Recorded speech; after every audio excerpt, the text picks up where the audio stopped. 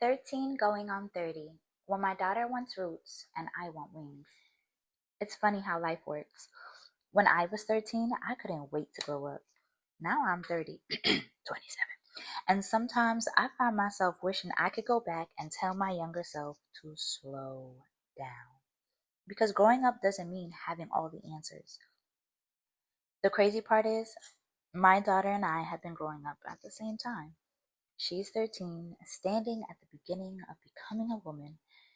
I'm 30, standing at the beginning of becoming the woman I've always imagined myself being.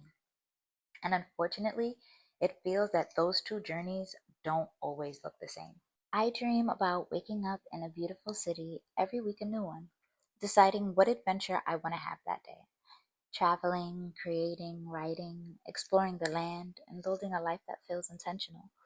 My daughter, she dreams about something different.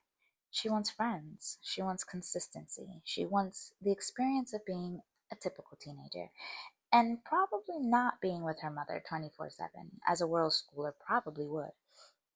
And as her mother, I have to ask myself, is it okay to encourage her to step into my dreams if it means she might have to defer hers? When are the right times to honor her dreams, especially if it means mine have to be on hold? The hardest part about motherhood is realizing your child is not actually an extension of you. They are their own person. And maybe my job isn't to convince her to see the world the way I do.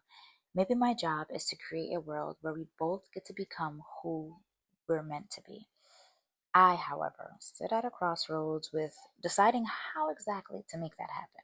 My baby girl, my Shuki, she wants me to be the typical soccer mom, to give her siblings before she graduates high school, to make her a Stepford wife breakfast, and always have dinner ready when she arrives home.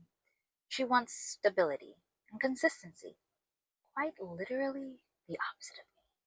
But she has always been my grounding force, forcing me to think of others, not just myself. So, I'm here giving this thought a chance.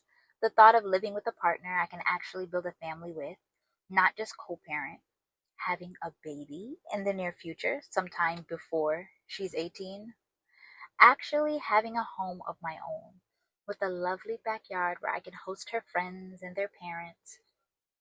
But not gonna lie, that thought kind of makes my skin crawl a little bit because I don't feel ready. How odd to say, I know, but Shuki was like the birth of a sister instead of a daughter. Now it would be my time to really handle responsibility in a way I haven't before, and I guess that scares me. But beyond being scared, I feel it doesn't coincide with the life I've been envisioning. Once she goes to college, if I choose to have another child, that child does not dissipate at the moment she goes away. I'll still have a baby. So even though it's part of her dream, it's a reality that I would need to actually love and be able to integrate with the life I see for myself. I'm nervous that giving my firstborn a life she desires will take me away from mine. And maybe that is not entirely true, but it's definitely how I feel. I mean, right now I feel good about how my life is progressing and thankful that she is older so I don't have to deal with newborn baby teens.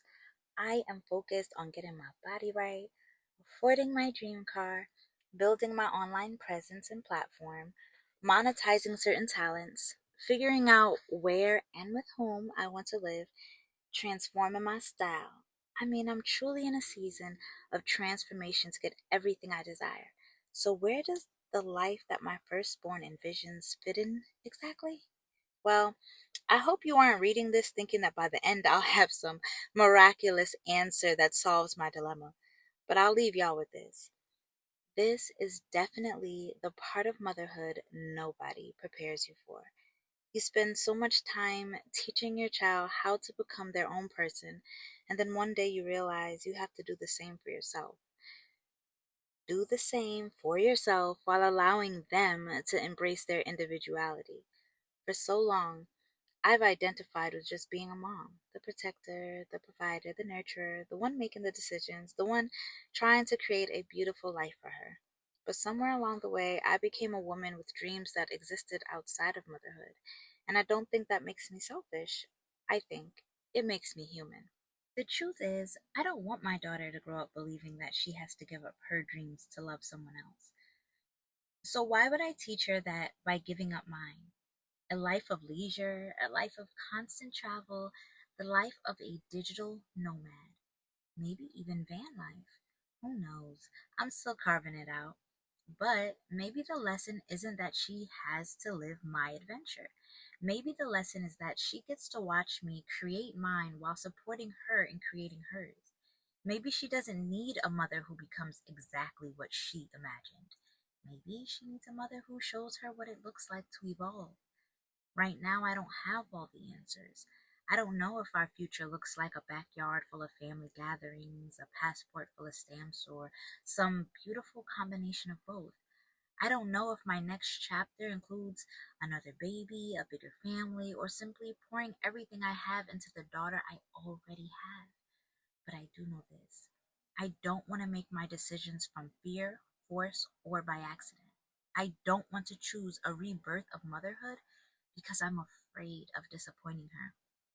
And I do not want to choose freedom, because I'm afraid of losing myself. I want to choose from a place of love.